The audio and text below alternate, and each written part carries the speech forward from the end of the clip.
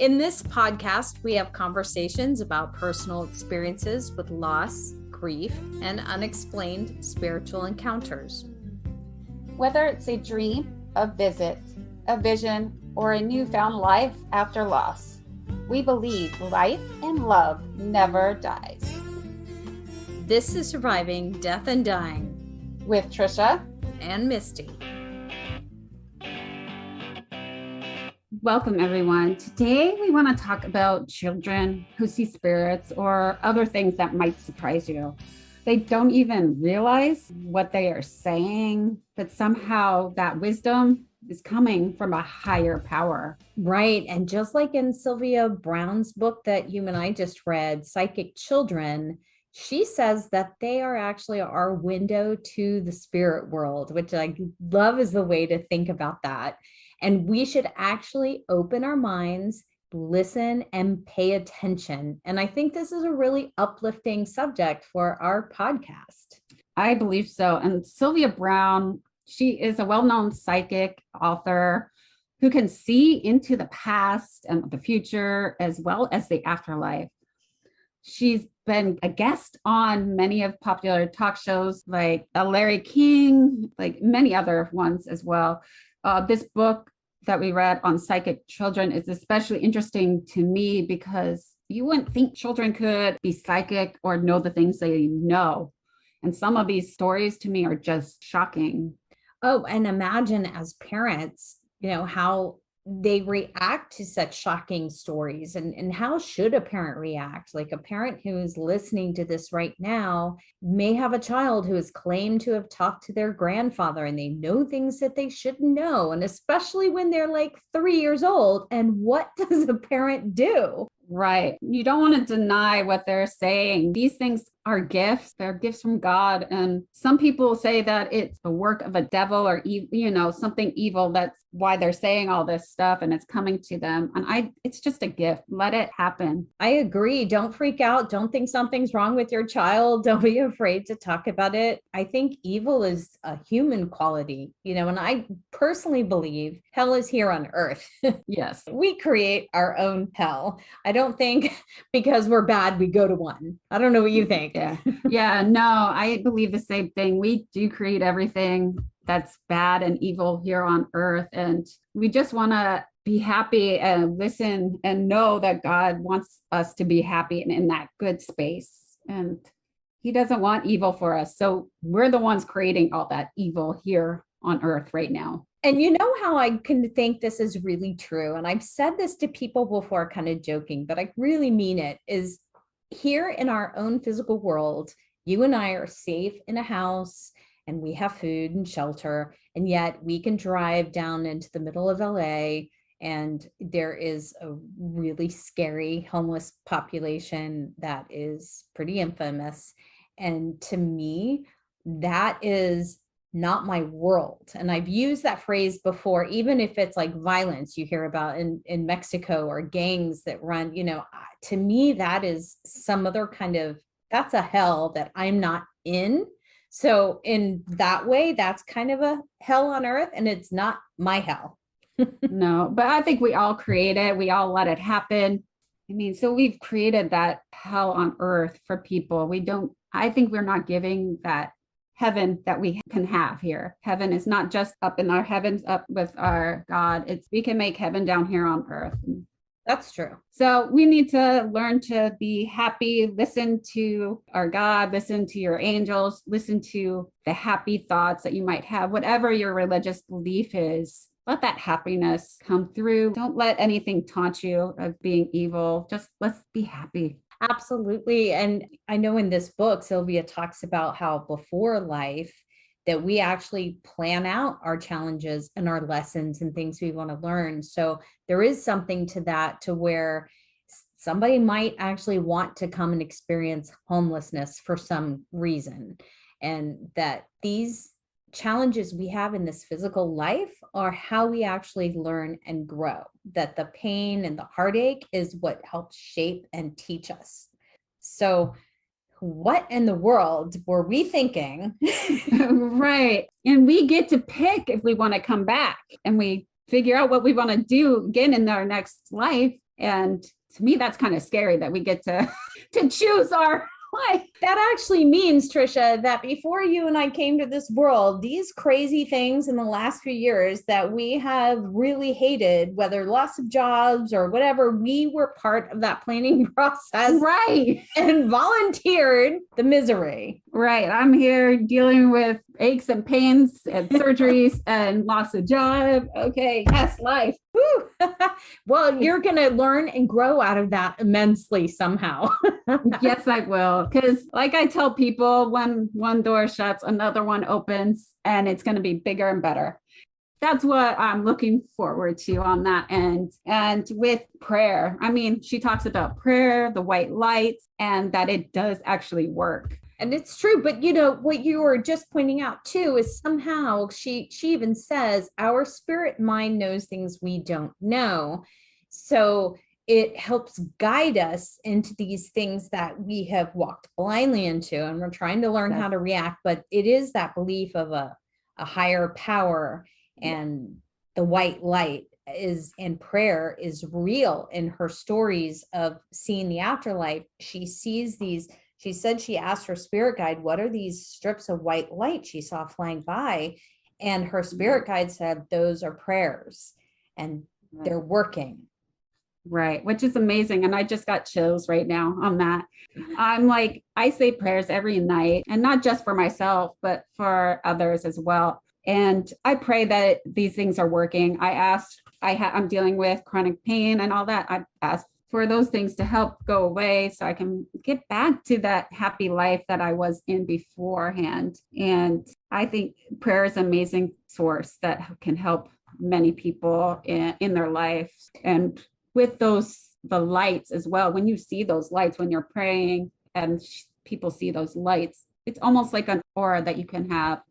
I do see auras, and it's interesting to me because I see different colors around people, or I can have that feeling around people and just know that there's something going on, or they're sad. And I ask them about it, and they're like, wait, what? How do you know? We need to develop this in you, Trisha. Have you been working on this? You're hiding this talent and skill from me. I didn't know you could see auras. Oh my gosh, what color is mine? Well, right now we're on a screen, so it's a little bit harder. Okay. No, it's in person? For me, it's in person. I have to have that one-on-one feeling with that person. Right. A lot of times I see that purple, I see the purple, or I see the yellows and greens. Those are the colors that I've seen mainly. And I would like to see more happier ones, to be honest with you. So yeah, I see those different lights, and I hate giving people bad news or saying that there's something wrong. I want to see those happy feelings, the happy auras around them. Like the white is a really good aura. That means they're in harmony right there. And so I wish I could see more of the happy ones and less of the where they're sad, or so they're going through something, or it's just so amazing to see. Do you know how old you were when you started seeing auras? To be honest with you, no, I don't remember when I started seeing them. I started noticing them more as I got older. Mm-hmm. I'd be like, what am I seeing around this person? I think I noticed it more when I was in massage school, because when we did Reiki, I learned a little bit about that. So that's when I really started seeing that, because when you do give massages, you want to be able to feel them and know what's going on, so you can get to those points in their body where you can help them release whatever they're going through as well. So that is just an amazing feeling, that you can help somebody by seeing their aura, even in massage, even in the dark room. When you're in the dark room, you can see it. Cool. And it gives different lights. So like if something's saying this person has a lower back issue, there's more energy coming out of that lower back. So you need to work on that part even more. Oh, wow. Some people, massage therapists, don't have that. I didn't realize any did. And this is the first time hearing you have this ability. So this is fascinating. Yeah, so it's just a great thing to help, because then you can help, especially in the massage therapy field. Yeah. Definitely. They don't have to say, oh, my neck, I'm stressing, my neck is hurting. I can tell by just looking at them what's going on with them in that sense as well. That's why dancers love me, because they would be dealing with a lot in their lives. And you could tell. I can tell. And I would start working on those certain areas and they'd be like, oh my gosh, how did you know I was right there? I was like, I just know. It's hard to explain to people what you get when you have the auras around that people. When I was little in elementary school, I saw a white light and glow around people, and I didn't know what I was seeing. And I asked my parents, and instead of my dad telling me it was an aura, he started just asking me more questions. He started asking me if I saw colors and who I saw auras around and what I saw. Well, that's good. He was like, he was almost curious, like, can I use you as a tool? But I had no idea what he was talking. Right. I had no idea what he was talking about. And I didn't know. And first I thought something was wrong with me. I actually said to my parents, I was like, what is that light, that white light that I see around people? And they're like, who? Right. Where are you seeing that now? Do you see a color? Yeah. I mean, and it could also go into the orbs that people see as well. That white light could have been an angel around that person because there's orbs around us all the time. Some people see them, some people don't. We all have angels around us without even knowing what we do. And that is something that Sylvia talked a lot about with children, seeing angels that might just come and go, disappear, help them out of some kind of an emergency. And she says that spirit guides and angels are always around us, and you could always ask for their guidance and assistance. I just love this idea. And because of her book, it has got me really interested in learning more about angels, and something that maybe we can talk about in future things. I've got angel cards, and I've learned there are oracle readings, and different than like your horoscope, I just feel they're more healing and comforting when you're stressed and when you need to hear an answer because you're praying and you don't hear anything, but you can kind of turn to those for an answer. Yeah, I agree, because some people do hear our spirit God or Jesus, and that helps lead them to their answer that they need. But if they can't hear that, to have these angel cards that are also, or their angels are pointing them to this direction, right? It is a comfort to that person. Yeah. When I was going through therapy myself, even my therapist brought into the session a couple times, similar to the angel card. And I was surprised at some of the ones that I did get. So I believe that these things will help people. And I can't wait till we can get into a more in-depth story about angels and their spirit guides and how these work. It's an amazing thing. And with the book we were talking about with Psychic Children, there was one story where a child had said that they had a dream where they were on the other side in the place they were before they were born, and they looked into a room and saw a bunch of babies. And the parent asked, well, babies, what do you mean? Why are there babies? And they said, well, this made so much sense to them. Like, a matter of fact, well, we have to shrink down before we're born again. We have to shrink down to babies again. And and that's an interesting concept to think, oh, we have to grow down. Right. We're these big adults right now, but if we want to come back, we have to go back into that baby form. It's amazing feeling to think that we would need to do that when we come back to a new life. Right. And so in between these lives, if we're also shrinking down and we're planning our lives, they also were talking about how we can plan different exit points in our life where we could choose one to in our life. And I think this comes back to our spirit mind that knows more than we do, that there are several opportunities for us to just check out. So that's kind of an interesting concept to me. I think I had one that I did not take when I went through chemo for the rare brain cancer that I had a little more than 10 years ago. I actually physically remember being in bed, feeling horrible. It was near the end of them stopping my chemo because I couldn't handle anymore. And I felt like I was praying that I can't go. I can't go. My family's not ready. I need to stay here. I have got to fight back. And it was like this power inside me that was not going to give in. And I just wonder now, after hearing her talk about us planning exit points in our life, if that was one of mine that I chose not to take. I think that it hits home for me too. I mean, with my mom, I know there are certain points that she wanted to go, but she knew Mm, She couldn't go because she had to be there for, say, my dad, for me, my brother, my other sister. She knew there was something else that she had to teach us while right. she was here. And I think with you, because you have kids at the time too, Mhm. you didn't want to leave them Right. alone without the mother figure in their life. Yeah. And I think it's a very strong thing that we do have our exit points and we can say we're ready or we're not ready, as long as it's not just for you. I think it has to be for a deeper reason, Right. I agree. because yours was probably your kids and your husband Hmm. and your other family members. And that was what my mom's was. It was her family that was keeping her Right. here on earth. And near her time where she left this earth, I did tell her, I told her I was okay. We're okay. Hmm. We got each other. And soon after that, that's when she was like, okay. And she let go. I believe in that. So I believe Right. you had that energy about you at that point saying, I'm not ready. Let me stay here. It's almost like a door opened and I did not walk through it. Yeah, you're like, I'm staying put, not yet. Let me Yes. finish my life here right now with this life. Not yet. And it's interesting that a lot of this is coming from Sylvia Browne's experience in her life as a child, as well as growing up and writing a book. And in this psychic children book, she even went out and she tells a lot of stories and reads letters from people that are examples and give us insight to how life might work outside of our physical world. Do you have any of the stories that she told that stand out that you liked?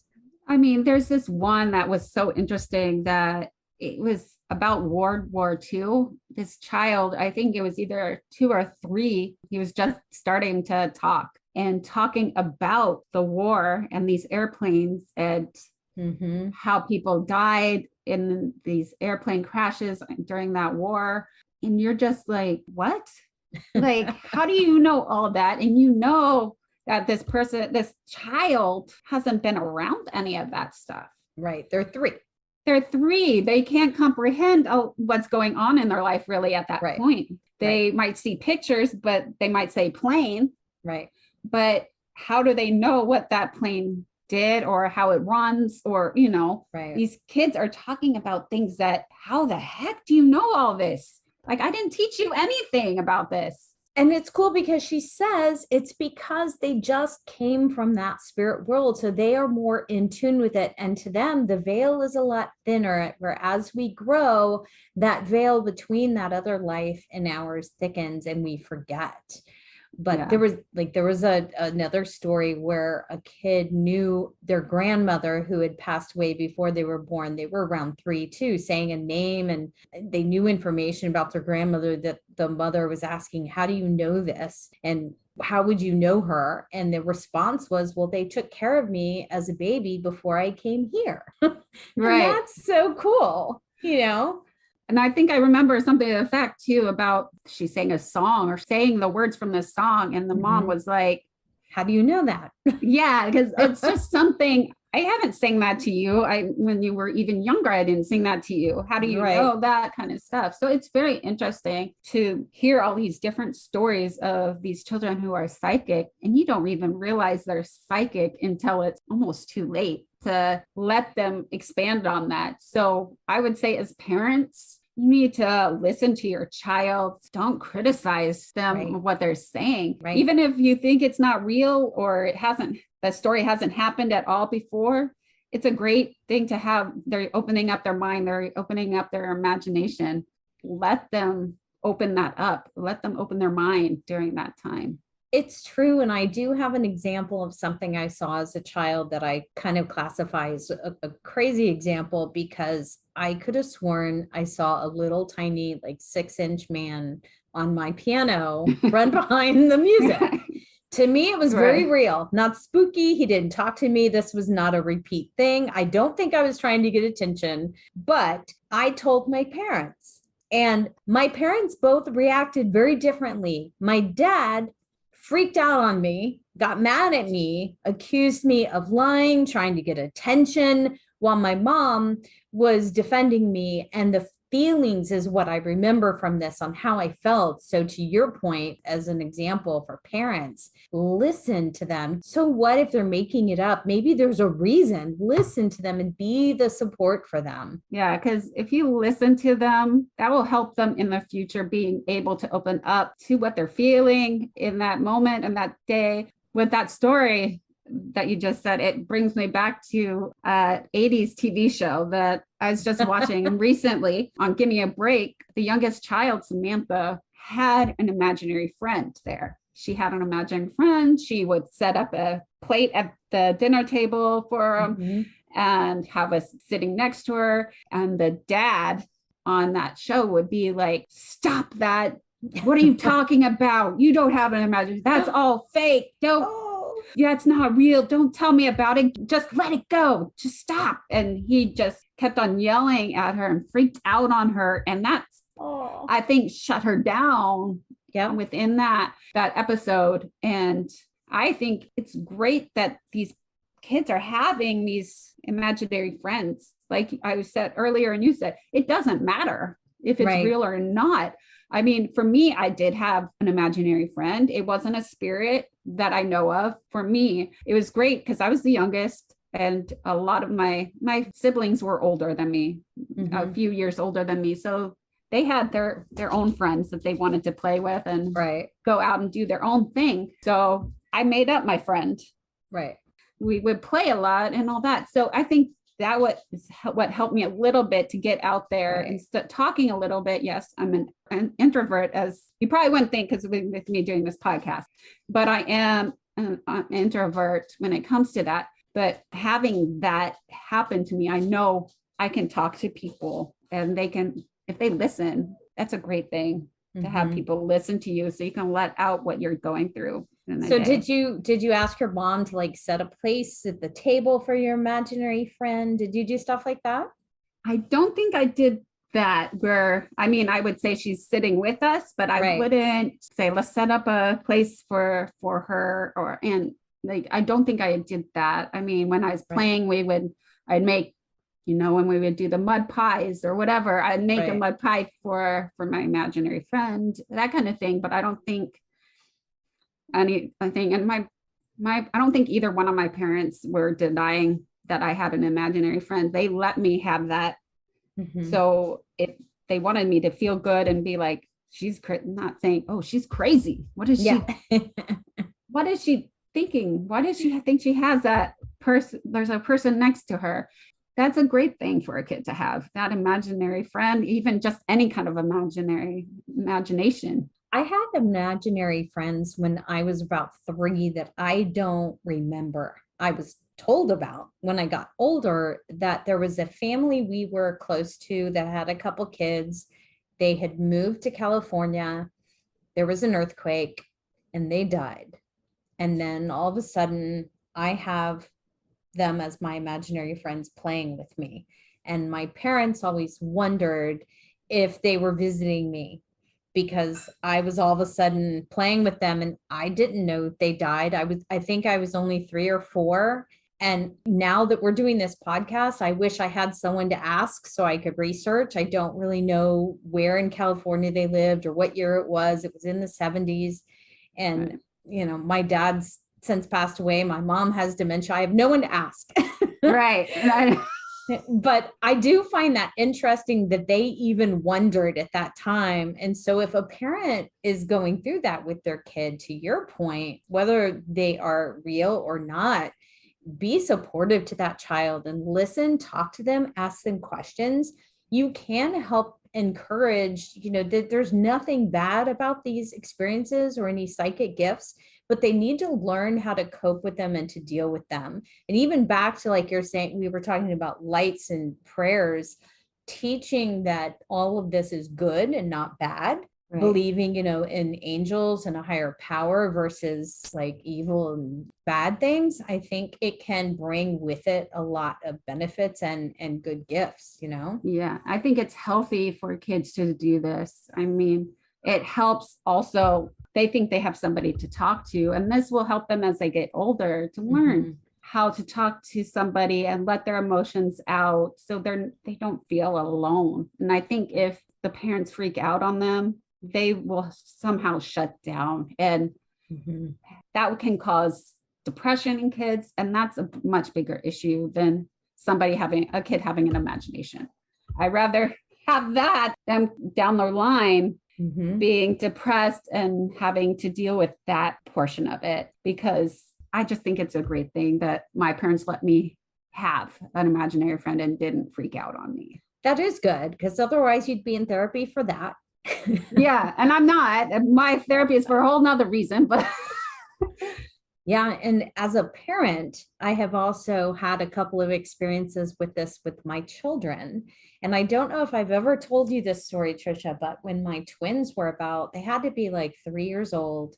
I was putting them in the car for preschool, putting them in their car seats, getting in the driver's seat, still in the garage. I have this picture in my mind of where I was because I was shocked at what I was hearing. I realized they were having a conversation with each other about the dream they had had with Papa Gene, my dad, who had passed away before they were born, like 5 years before they were born. And they had a blast, and they were just talking like it was a birthday party they were just at. And they were telling me about, they were playing with like remote control robots, airplanes, rockets, stuff my dad really liked playing with. And they were talking back and forth like, oh yeah, well, I liked the rocket. I was in shock. I didn't have this kind of prep either to know what do you do? And I had to say, was this a dream? And they said, yeah. And they said, you were both in it? And they were just, matter of fact, these are 3-year-olds. 3-year-olds don't know how to BS you. Right. Not quite yet. Yeah. No, not yet. And they're like, well, yeah. And I go, where were you? And they were actually in their dream. They were in the park that was across the street. And I asked some questions. Well, and you were with Papa Gene? Well, yeah. And what were you doing with Papa Gene? Oh, he had a rocket. He had a remote control robot, and he had an airplane. And I wish someone else was there with me listening because I couldn't believe what I was hearing. They will say, matter of factly, they knew that they would dream about my Papa Gene or that he would come visit them. They don't remember this exact, like if I, said, what was that dream? They're not even fazed by the fact they're like, oh yeah, he used to visit us, but that's all they don't really remember the details, but they don't even think it's weird, which is good. It's amazing that, they're twins, but it's amazing that they had the same experience at the same time. That's just, it's beautiful, to be honest with you. It's beautiful that they were able to experience that together and meet your dad, their grandpa. Yeah, that was a beautiful story. I'm like, that also gives me chills too, to hear that. And well, I have a daughter that when she was a year old, I think I only have one story with her, and she doesn't remember this either, but I was in the bathroom. She was in the bathtub. I'm bathing her. No one else is in there. The door is shut. And she was looking behind me and over my shoulder, smiling and laughing. And I turn and look over my shoulder and look back at her, and she couldn't talk yet. I go, who do you see? Who are you talking to? And then she just waves and smiles and goes, bye-bye, to this empty space over my shoulder. And I just remember thinking, that was weird. Right. Yeah, no, I don't have any kids, but some of my friends who have kids have told me about different stories similar to that, or they say, oh, I see grandpa behind you. He's with you right now. Or, and I'm just like, what? Your kid? Like, yeah, that's just like amazing that these kids do have this power and they don't realize what kind of power they have. And it's a beautiful power to have. It is. I wish that we can still all be open to it and have that veil thinned so we can all have that feeling, and it gives you a sense of relief. Oh, my mom's okay. Or like your friend that did pass away when you were a kid, she's okay. Right. It's a beautiful experience to have. And anybody who has it, I'm jealous a little bit, to be honest with you. It is comforting. And for anyone who is curious, it's, these are the kinds of books and things that you and I, Trisha, love to talk about, because it brings us hope and healing in our own grief situations. And Sylvia Browne's book, this one is Psychic Children. She has a lot of others. If people want to look it up, we'll even put a link in our notes. But you've even told me stories you've seen friends posting on Facebook where they do a little dialogue of me, what I say or my child and what they say, and that it's been those types of, where did they get that from?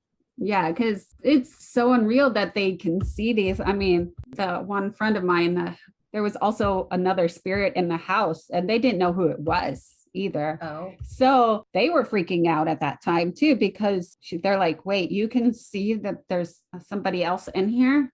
And the kid's like, yeah, there's somebody else in here. Don't you hear it?